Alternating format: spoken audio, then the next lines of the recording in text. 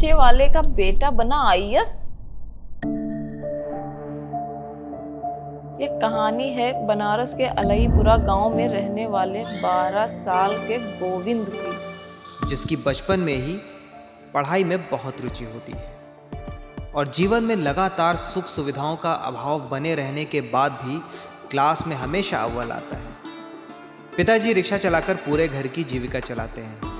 माँ गृहिणी थी जिनका ब्रेन हेमरेज से देहांत हो चुका था और 3 बहनें हैं जिसमें निर्मला दी की शादी हो चुकी है और 2 बहनें ममता दी और गीता दी हमारा दायां और बायां हाथ बनकर हमेशा हमारे साथ खड़ी रहती हैं।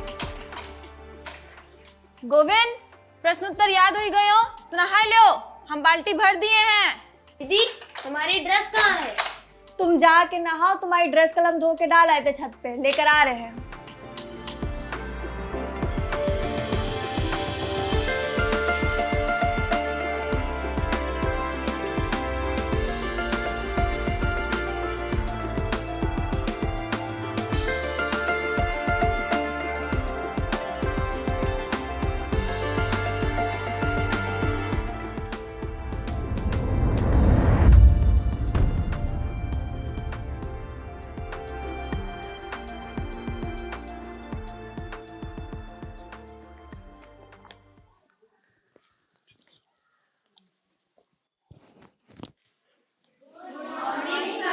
गुड मॉर्निंग बच्चों, बैठ जाओ। सर, आज हिंदी का टेस्ट है। हाँ, आज हिंदी का टेस्ट है, लेकिन उससे पहले जो कल मैथ्स का तुम लोगों ने एग्जाम दिया है उसके नंबर सुन लो पहले। तो पहला नाम है गोविंद जायसवाल। सर, इनके सबसे ज्यादा नंबर है, 20 में से 19 नंबर। बैठ जाओ। और बाकी सबके 8 नंबर से भी कम। Very bad. Gyan Prakash 6 number, Radhe 4 number, Madhu 5 number.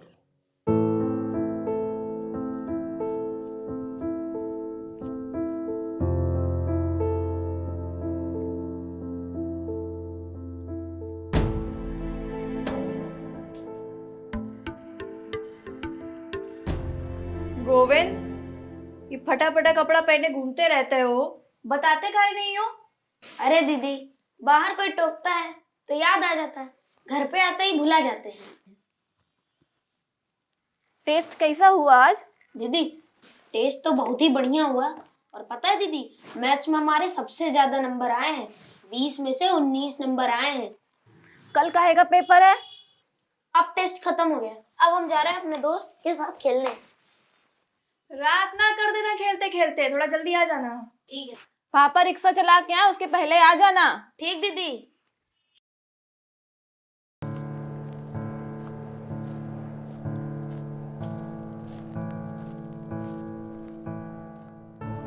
जीवन में सुविधाओं का अभाव मुझे 12 वर्ष की उम्र में ही अप्रत्यक्ष रूप से बहुत कुछ सिखाता जा रहा था। जिस उम्र में बच्चों को साइकिल चलाना और खेलना कूदना पसंद होता था, उस उम्र में मुझे अलग अलग वर्गों के लोगों को उनका काम करते देखना पसंद आने लगा था।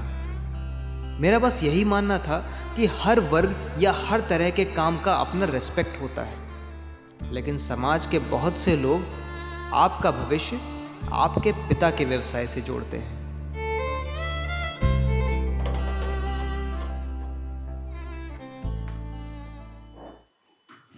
तू भी नहीं पकड़ पाया। नमस्ते अंकल। नमस्ते बेटा, क्या नाम है तुम्हारा? गोविंद। गोविंद, किसके बेटे हो? नारायण जी के। नारायण जी के। क्या करते तुम्हारे पापा? मेरे पापा रिक्शे वाले हैं, वो रिक्शा चलाते हैं और रिक्शा किराए पे भी देते हैं। ए साले, गरीबों की पैदाइश। निकल मेरे घर से, जाके बाहर गरीब बच्चों के साथ खेल। मेरे बेटे के साथ खेल करके उसका भविष्य बर्बाद कर रहा है। पापा, आप अंदर जाइए। आओ आओ, निकल।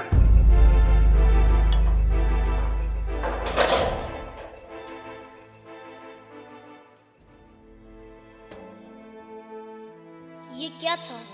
मुझे कुछ समझ क्यों नहीं आ रहा है?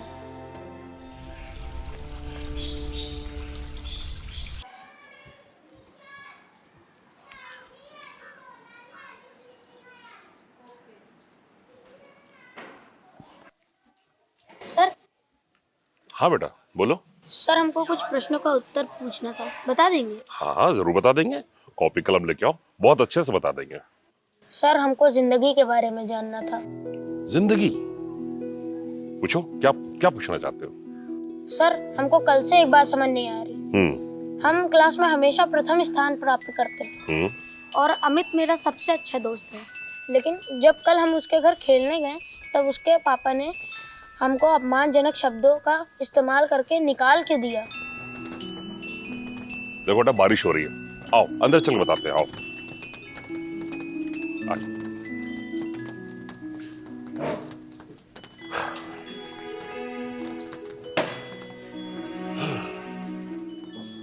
देखो बेटा, जो कोई समृद्ध हैं वह तथाकथित ऊंचे वर्ग के लोग ये अपने बच्चों के पास और अपने घर किसी गरीब को आने नहीं देंगे। सर मगर ऐसा क्यों? वही तो मुझे जानना है। बैकग्राउंड अलग है ना बेटा, इसलिए।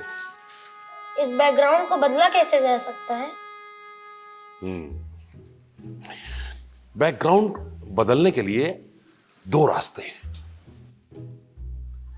पहला तो ये, या तो तुम्हारे पिताजी कोई और काम कर रहे होते, या तुम कुछ ऐसा करो कि तुम्हारे बैकग्राउंड की वजह से तुम्हारे पिताजी का नाम ये समाज जाने। और दूसरा रास्ता ये है, या तो तुम बहुत बड़े बिजनेसमैन बन जाओ, और या फिर पढ़ लिख कर IAS। हाँ, बिजनेसमैन बनने के लिए थोड़ा तो पैसा चाहिए ही होगा। सर हाँ बेटा बोलो। सर ये IAS कैसे बनते हैं? IAS इंडियन एडमिनिस्ट्रेटिव सर्विस, ये बेटा देश की सबसे बड़ी परीक्षा मानी जाती है, और जो इसे पास कर लेता है वो समाज के सारे बैरियर को तोड़ सकता है।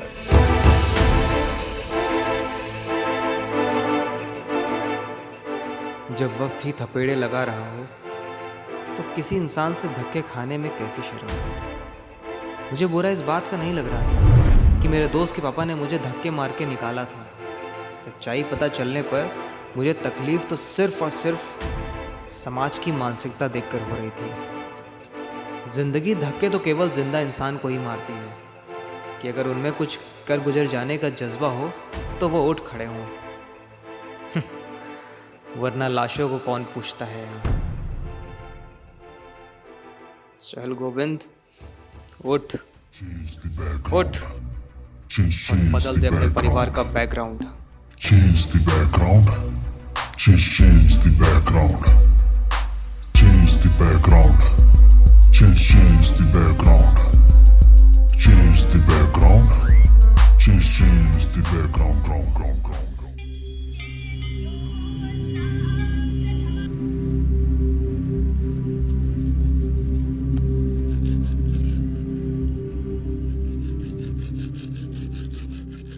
गोविंद, पापा कह रहे थे कि 12वीं पास कर लो तो तुमको ऑटो रिक्शा दिला देंगे। तुम्हारा क्या मन है?